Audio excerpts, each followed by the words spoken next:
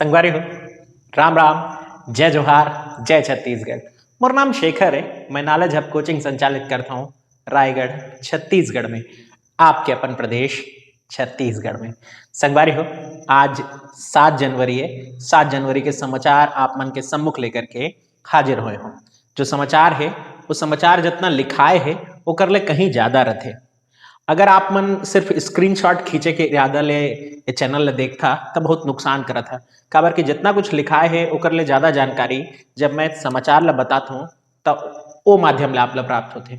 मोर बताए कि यही तरीका है कि जानकारी जो है, जो हेडलाइन जो कहते ना, समाचार के कई दिन होते समाचार के खाली हेडलाइन देख के सोचते हैं कि बस हो गए, ऐसा नहीं रहे। ओकर ले जुड़े और कई ठी समाचार रहते तेन ला बताए के काम मैं आप ला करत हूँ और उम्मीद करत हूँ पहल आप मन ला अच्छा लागत होही। और अगर अच्छा लागथे तो भाई संगवारी हो, वो अपन प्रेम बताए में थोड़े आनाकानी झन करिहा, वो लाइक के बटन ला जम के दबइहा और हाँ टोर झन दिहा, है ना। और आगे जो है हमन अब आज के जो न्यूज क्रम है बोला शुरू करत हन।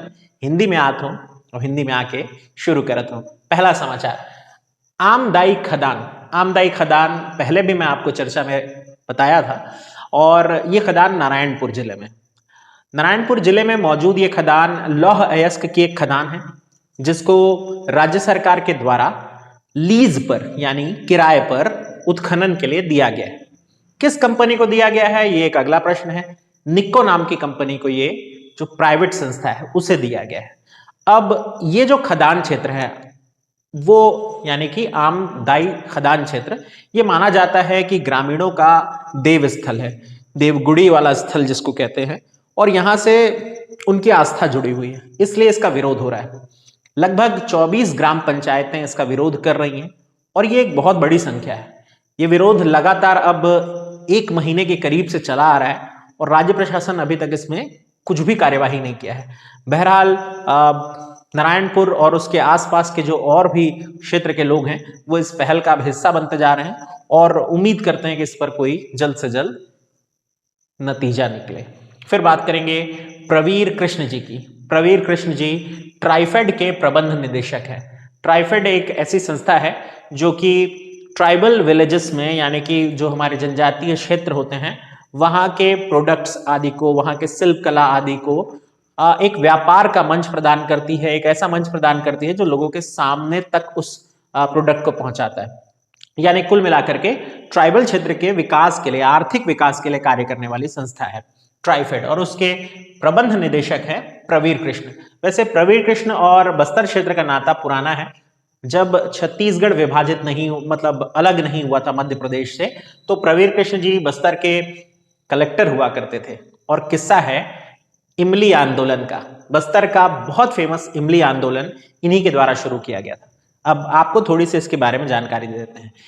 बस्तर जो अंचल है वो इमली के बहुत अधिक उत्पादन के लिए जाना जाता है। आपको शायद ये भी पता हो कि एशिया की सबसे बड़ी इमली मंडी जगदलपुर में स्थित है और बस्तर में इमली मिलना बहुत सामान्य सी बात है। अब इसका प्रयोग बड़े व्यापारी व्यवसायी किया करते थे। ग्रामीण जन जो इमली का संग्रहण किया करते थे अपने दैनिक जीवन में उपयोग के लिए भी और उसके बदले चीज प्राप्त करने के लिए भी। जब वो व्यापार के लिए जाते तो उनकी इमली के बदले में साबुन और तेल जैसी सामान्य सी वस्तुएं उन्हें थमा दी जाती और वो अपनी इमली बड़े बड़े व्यवसायियों को बेच कर आ जाते, जिसका उन्हें कोई मूल्य नहीं मिल पाता था। बस्तर कलेक्टर के रूप में प्रवीर कृष्ण जी ने ग्रामीण क्षेत्रों को इकट्ठा करके ये समझाया कि आपके इमली का बहुत अधिक मूल्य आपको प्राप्त हो सकता है। और अगर मैं आपको बताऊं तो इमली 400 करोड़ रुपए का कारोबार है अकेले छत्तीसगढ़ से अगर हम बात करें तो। अगर हम इमली के इस व्यापार व्यवसाय को देखें तो ग्रामीण अंचल में इमली के बहुतायत प्रयोग होते हैं। एक तो खाने में इमली का बहुत ज्यादा प्रयोग होता है बस्तर अंचल में। खटास जो है वो जो दक्षिण क्षेत्रीय राज्य हैं और हमारे जिले हैं उनमें बहुत प्रयोग किया जाता है। और इसका एक वैज्ञानिक गुण भी मैं आपको बताता हूँ। फ्लोराइड के कारण उत्पन्न होने वाले रोग, जिसको फ्लोरोसिस रोग कहते हैं, जिससे हड्डियां कमजोर हो जाती हैं, उस रोग को काफी हद तक दबाने के लिए काम करती है इमली। लेकिन जैसे जैसे टमाटर का प्रचलन बढ़ा, इमली का प्रयोग ग्रामीण अंचलों में कम होने लगा और अब आप देखेंगे कि ग्रामीण क्षेत्रों में जहां फ्लोराइड की मात्रा पानी में ज्यादा मौजूद होती है वहां के लोगों को फ्लोरोसिस की समस्या बड़ी तेजी से बढ़ी है। पहले ऐसा नहीं होता था क्योंकि वो अपने खान पान में इमली का रेगुलर यूज करते थे। तो मेरे ख्याल से आप एक और महत्व समझ गए होंगे। तो इमली जो है वो कई तरीके से ग्रामीण अंचल में प्रयोग की जाती थी। आपको एक रोचक चीज और बताओ, इमली जो होती है छिलके सहित फिर उसका छिलका उतारा जाता है और छिलका उतारी हुई उस इमली को आंटी कहा जाता है। तो अगर आपसे कोई पूछ ले कि आंटी क्या है, तो आंटी वो नहीं है जो पुलिस बुलाती है, आंटी छिलका उतारी हुई इमली। ध्यान रखिए बीज सहित, अभी बीज नहीं निकाला गया है। तो एक तो इस रूप में बिकती है, दूसरा होता है कि उसके रेसे अलग करिए, उसका बीज अलग करिए और फिर उसकी थापी बनाई जाती है, उसके रोटियां बनाई जाती हैं और उसका विक्रय किया जाता है। ये एक बहुत बड़ा व्यवसाय है। इमली को सुखाकर पाउडर के रूप में भी प्रयोग किया जाना, ये सब व्यवसाय है और ये सब सिखाया इमली आंदोलन ने, जिसको जन्म दिया था। वैसे इमली कहते कहते मुंह में पूरी सलाइवा बननी शुरू हो जाती है। खैर, प्रवीर कृष्ण जी इसलिए याद रखे जाएंगे। तो इनका बस्तर दौरा हो रहा है और बस्तर में ट्राइफेड के कार्यों को और प्रगति मिलेगी, ये उम्मीद की जा रही है। इन्होंने वैसे एक अनाउंसमेंट भी की है कि बस्तर में जल्द ही फूड पार्क बनाना प्रस्तावित करेंगे वो। खैर, अब आगे बढ़ते हैं और बात करते हैं भक्त माता राजिम। भक्त माता राजिम जयंती समारोह आज सेलिब्रेट किया जा रहा है राजिम में। मुख्यमंत्री इसमें शामिल हो रहे हैं, इसलिए इस न्यूज को बहुत ज्यादा प्रचारित किया गया है। आप भी भक्त माता राजिम के बारे में जान लीजिए। भक्त माता राजिम वो शख्सियत हैं जो आज से सैकड़ों साल पहले हुई और इन्हीं के नाम पर राजिम शहर का नामकरण हुआ है। पहले राजिम का पुराना नाम पद्मावतीपुर हुआ करता था और राजिम जो देवी थी उन्हीं के नाम पर ये शहर का नाम राजिम पड़ा। किस्सा कुछ ये है कि तेल निकालने वाले जो एक व्यापारी संघ थे, एक दो भाइयों का जो परिवार था, उस परिवार में इनका जन्म हुआ और उसके बाद अमरदास नाम के एक व्यक्ति से इनका विवाह भी हुआ। और ऐसा माना जाता है कि ये राजिम स्थित जो मंदिर था, विष्णु जी का एक मंदिर था, जहां मूर्ति नहीं थी वहां लगातार लेकिन पूजा करने जाती रही और फिर उनको एक दिन नदी के किनारे ये प्रतिमा प्राप्त हुई थी। उस प्रतिमा को फिर स्थापना कराने का प्रयास जो कुछ हुआ वो एक अलग कहानी है, लेकिन उसके बाद उन्हीं के द्वारा उस मंदिर में लगातार पूजा किया जाना और उस मंदिर की ख्याति दूर दूर तक फैलना, ये राजिम की प्रसिद्धि का कारण बना। कहते हैं कि राजिम मंदिर के ही द्वार पर वो ध्यान मग्न हुई और फिर वहीं उनका निधन भी हो गया। अगर आप राजिम जाएं, राजीव लोचन का प्रसिद्ध मंदिर देखें, जो कि ऐसा माना जाता है कि राजा विलास तुंग ने बनाया था, नल वंश के राजा थे। उस मंदिर के सामने की तरफ भक्त माता राजिम देवी का मंदिर भी है। तो अब जाएं तो ये मंदिर भी देख करके आए। उम्मीद करता हूं आपको जानकारी मिल गई होगी, अपडेट हो गए होंगे। तो मैंने कहा ना, जितना कुछ लिखा है उससे ज्यादा आपको जानने का मौका मिलेगा हमारे साथ। बस बने रहिए और हाँ, वो प्यार दिखाना मत भूलिए अपना।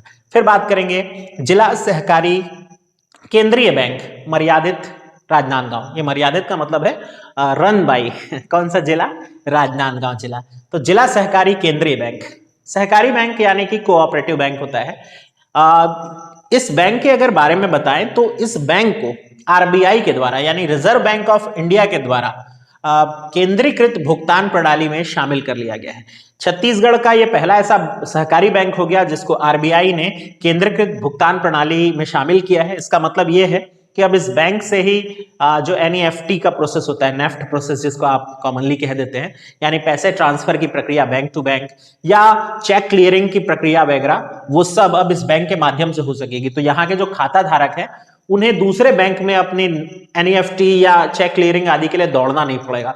राज्य में ऐसा पहली बार हुआ है कि किसी सहकारी बैंक को आरबीआई ने भुगतान प्रणाली में हिस्सेदार बनाया है, तो याद रखेंगे। फिर बात करेंगे हम शेषनाग की।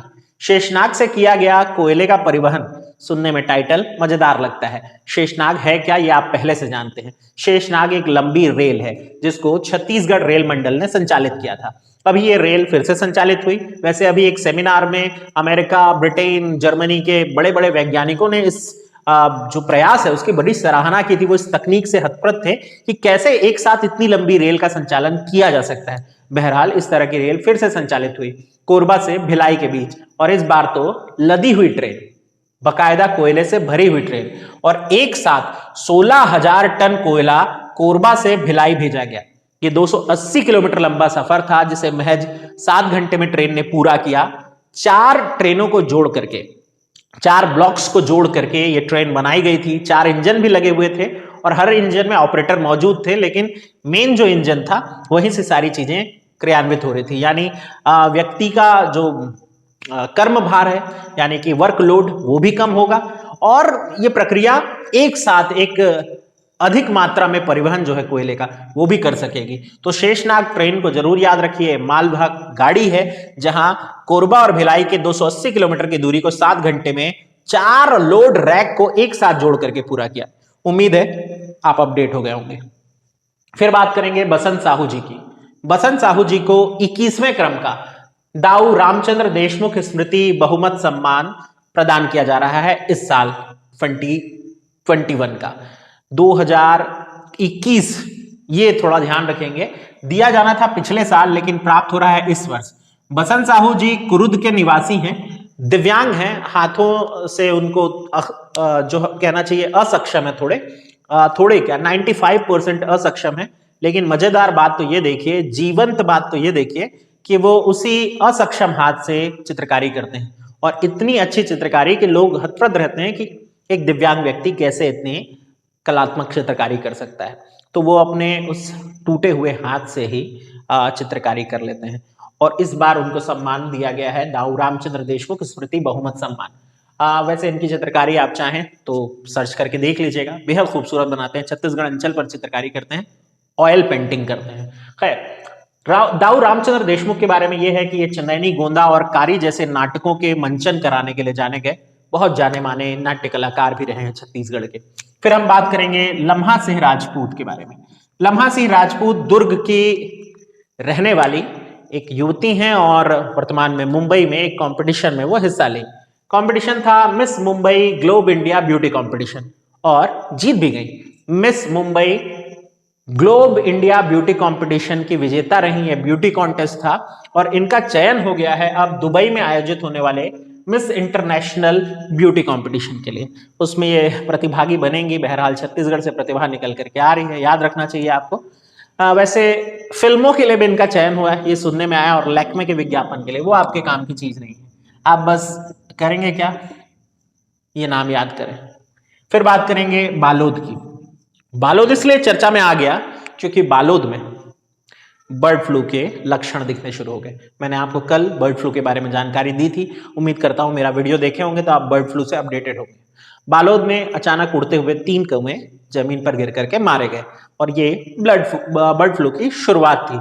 ऐसा ही हुआ था राजस्थान में, ऐसा ही हो रहा है केरल में जहां राजकीय आपदा घोषित किया जा चुका है और अब हमारा राज्य भी अलर्ट पर है। ध्यान रखिए, अगर आप चिकन खाते हैं, एग खाते हैं तो अच्छी तरह पका करके खाएं, पूरी तरह से पका हुआ, अध पका अगर है तो फिर आप दिक्कत में आ सकते हैं, तो ये याद रखेंगे। अब बात करेंगे जल जीवन मिशन की। जल जीवन मिशन ये छत्तीसगढ़ राज्य सरकार के द्वारा स्वच्छ पेयजल लोगों तक पहुंचाने की योजना जो चली आ रही है उसका हिस्सा है। बीच में इसको लेकर बड़ा विवाद हुआ कि कैसे इसका ठेका या टेंडर जो है वो ऐसे कंपनियों को दे दिया गया है जो कि छत्तीसगढ़ की नहीं है। आंध्र प्रदेश और बाकी के जो राज्य हैं वहां की कंपनियों को ठेका दिए जाने के कारण ये विवाद होता रहा और इस कारण मुख्यमंत्री महोदय ने इसमें योजना के जो तरीके हैं टेंडर देने के उसमें बदलाव कर दिया है। अब पंचायतों के द्वारा प्रस्ताव भेजे जाएंगे, हर जिला की पंचायतें प्रस्ताव भेजेंगी और एक जिला कलेक्टर के द्वारा गठित कमेटी होगी, उसके द्वारा जो है वो टेंडर की प्रक्रिया पूरी कराई जाएगी। यानी अब टेंडर डायरेक्ट वितरण नहीं किया जाएगा, अब जिला पंचायतों का कार्यभार थोड़ा बढ़ जाएगा इस मामले में, तो इसको थोड़ा याद रखेंगे। वैसे इसके बारे में ये भी है कि 38 लाख घरों में स्वच्छ पेयजल पहुंचाने का लक्ष्य है और 2024 तक हर व्यक्ति तक स्वच्छ पेयजल पहुंच सके, ये इस योजना का हिस्सा है। फिर बात करेंगे मिंगचल नदी की। मिंगचल नदी बीजापुर जिले की एक स्थानीय नदी है। चर्चा में इसलिए आई क्योंकि एक नाव दुर्घटना हुई और हम ऐसे स्वार्थी लोग हैं जो ऐसी घटनाओं में न्यूज ढूंढ लेते हैं और उससे पीएससी के क्वेश्चन बनाने लगते हैं, लेकिन क्या करें, आपको याद तो करना ही पड़ेगा। मिंगचल नदी बीजापुर जिला और यहाँ नाव दुर्घटना के कारण चर्चा में आई। बहरहाल आप नदी का नाम याद रख लें। फिर बात करेंगे शिवदुलार मिश्र जी की। शिवदुलार मिश्र जी का नाम अब हमेशा याद रखा जाएगा। क्यों? इसलिए क्योंकि बिलासपुर में बनाई हुई सेंट्रल लाइब्रेरी का नामकरण उनके नाम पर हो गया। बिलासपुर स्थित सेंट्रल लाइब्रेरी अब शिवदुलार मिश्र लाइब्रेरी के नाम से जानी जाएगी। ये हमारे राज्य की, छत्तीसगढ़ राज्य की फर्स्ट डिजिटल लाइब्रेरी है, तो उम्मीद करता हूं आप याद रख लेंगे इसे। इतना कुछ था आज के समाचारों में। हमसे अगर अब तक नहीं जुड़े हैं तो ये मेरा नंबर है, आप संपर्क कर सकते हैं। और हाँ, वो बेल आइकॉन एक होता है, उसे दबा देंगे ना तो जैसे ही मैं वीडियो डालूंगा आपको अपडेट मिल जाएगी। काफी लोग पूछते रहते हैं आज वीडियो नहीं आया क्या, बेल आइकॉन दबाइए, जैसे ही मेरा वीडियो अपलोड होगा आपको नोटिफिकेशन मिल जाएगा और आप तुरंत मेरा वीडियो देख पाएंगे, आपका कोई भी वीडियो मिस नहीं होगा। और मैं तो प्रयास में हूं कि हर दिन आपके लिए वीडियोस लेकर के आते रहूं। तो अब ये हो गए 7 दिन पूरे, और अब हम इन 7 दिनों का एक टेस्ट लेने वाले हैं। मुश्किल से 15 से 20 प्रश्न रहेंगे, ज्यादा हुआ तो 15 प्रश्न और बहुत ज्यादा हुआ तो 20 प्रश्न। और उसमें देखेंगे कि कौन बेहतर प्रदर्शन करता है। जिनका पूरे में पूरा नंबर आएगा मैं उनका नाम अनाउंस करूंगा यहाँ। देखते हैं आप में से कितने और जानकार लोग हैं जो हमारा न्यूज़ ध्यान से सुन रहे हैं। बाकी कल मिलेंगे, तब तक ध्यान रखिए अपना और अपनों का। मिलते हैं।